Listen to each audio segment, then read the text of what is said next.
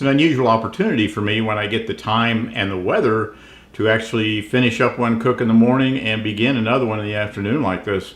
My grandson Colin was with me last night and this morning, and he went home early to hang out with some friends of his, so I thought, you know what, I think I'll take this opportunity to throw some baby backs on the pit barrel. So in a minute I'm going to get them ready, season them. I'm going to do them real simple. I'm going to do them like they do at the Pit Barrel Cooker Company and show you what kind of results you can get with a very small amount of effort. So I'm going to cut this off for a moment, go over and season the ribs, and I'll show you how it's done. Be right back. There's two schools of thought on the membrane. Some people like to leave it on because it keeps the ribs kind of together. I like to take it off because I think of it becomes chewy. You can't season this side of the meat with it on there. And taking it off isn't really all that difficult. It merely is a matter of taking a paper towel, holding it down, pulling it across like that, and it's off. That's all you have to do. That gets the membrane off and it's done. So now when we season it, all we have to do is season it. And I'm going to put this liberally on here. I like all Pit Barrel products. They're good stuff.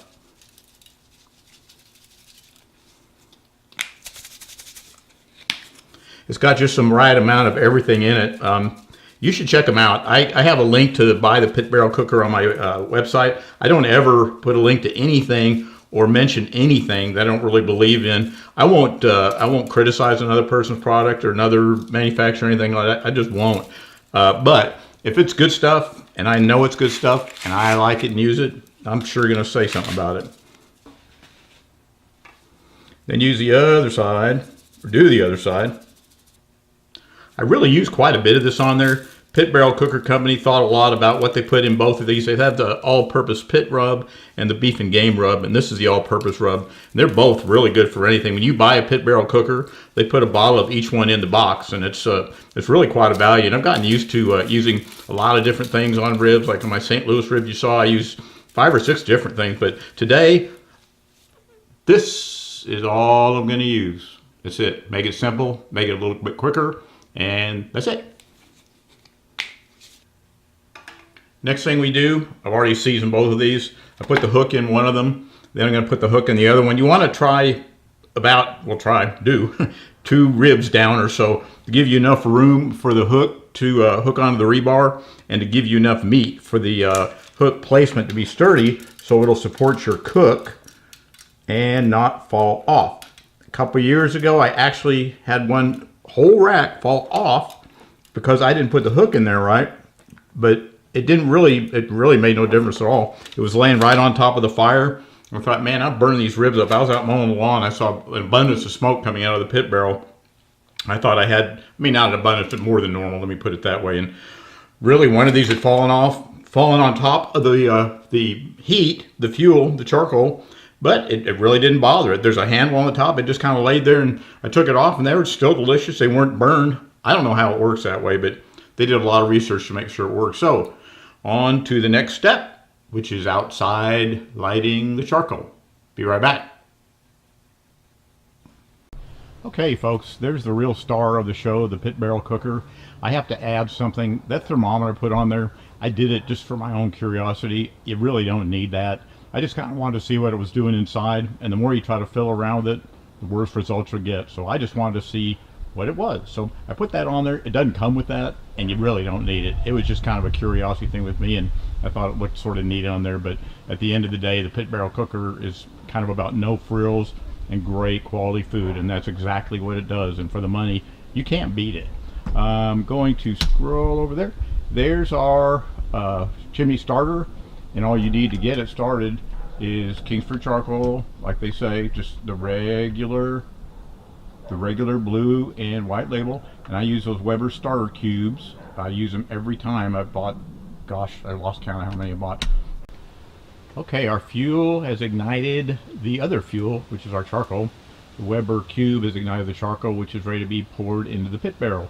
I've already put the charcoal basket in there, and I'm going to, you all know how to pour charcoal into a barrel, I'm sure, but I'm going to show you how it's done anyway. And I'm trying to make this as simple as I can, but I also want to put it in a form where if somebody wants any information I didn't provide, please ask me in the comments. Just reach out to me. I'll love to answer you. This is kind of a passion of mine, which you can probably tell that. But right now, I'm going to pour the charcoal in, put the lid on for a little bit, and then we're going to put the meat on. It's been coming to temp for a few minutes. I'm going to go ahead and put the meat on there. There's two schools of thought on that as well. Do you let it like sit like this for 15 minutes, 30 minutes, an hour? I don't do that. Once it gets smoking like that, the heat's already generating. It's such a small area. It gets concentrated real quick and it gets hot real fast. If it was 20 degrees outside, I might let it go a little longer, but since it's probably 80 in Texas, I'm going to go ahead and hang the meat.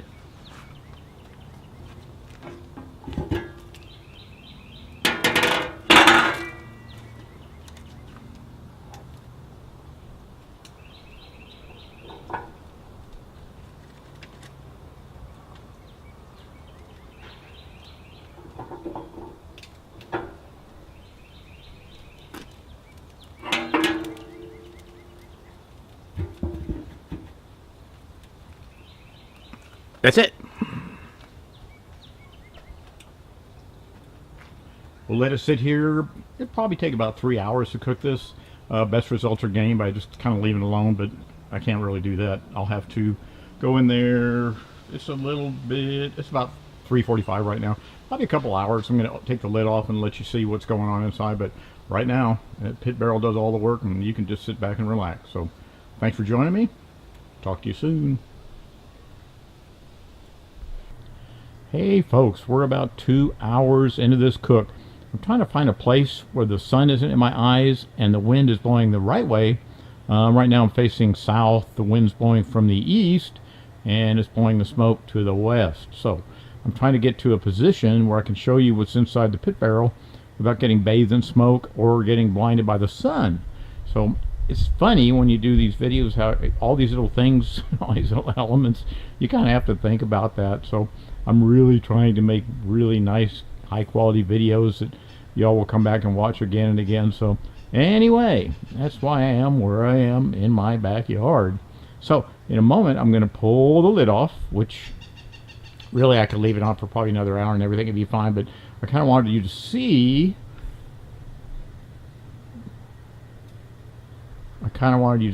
What's going on inside the pit barrel. As you can see, it's very smoky. That's like convection cooking magic going on. So the ribs are just sitting in there waiting to be the star of the show, and it's a remarkable product. If I had to do it all over again, I would have done it a couple years ago. They do good stuff at Pit Barrel, and I'm going to pull the lid off and let you watch while I do it. Hang on a moment.